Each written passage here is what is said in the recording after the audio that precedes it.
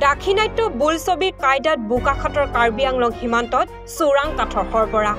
কাৰ্বি আংলঙৰ ডলামৰা বন বিভাগৰ হাতত জব্দ চোৰাং কাঠৰ গাড়ী বনকৰ্মীৰ লোকক দেখা পাই গাড়ী এৰি পলায়ন কৰে চালক সহযোগীয়ে উল্লেখ্য যে গোলাঘাট জিলাৰ বোকাখাটৰ সীমান্তৱৰ্তী ডলামৰা ফৰেষ্ট ৰেঞ্জৰ তালাচীত ধৰা পৰিল এখন কাঠ ভৰ্তি বাহন AS03 AC6057 নম্বৰৰ এখন পিকআপ ভেনত অনা হৈছিল মূল্যৱান কাঠসমূহ অতি কৌশলেৰে তলত কাঠ আৰু ওপৰত খেৰ ভৰ্তি বস্তাৰে অনা হৈছিল কাঠসমূহ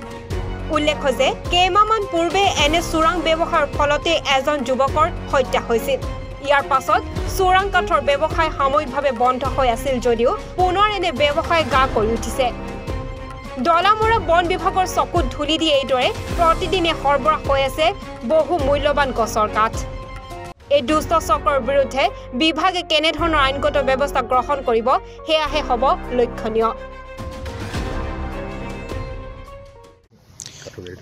কাঠৰ গাড়ী আজি ৰাতিপুৱা 9:30-10টা মানৰ ভিতৰত আমাৰ ইনফৰমেশ্যন গৈ আমি ডিটেক্ট কৰিলোঁ পালোঁ এখন গাড়ী তাকে ধৰি মেলি আনিলোঁ কি গাড়ী এখন টাটা DI টাটা নহয় এখন বলেৰো পিকআপ বলেৰো কিমান টকাৰ মূল্য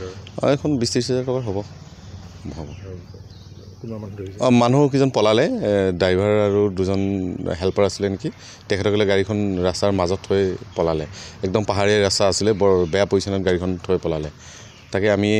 নিজে চলাই উদ্ধাৰ কৰি আনিছোঁ বোকাখাটৰ পৰা সন্দীপ পানিকাৰ প্ৰতিবেদন এনিভাৰো 24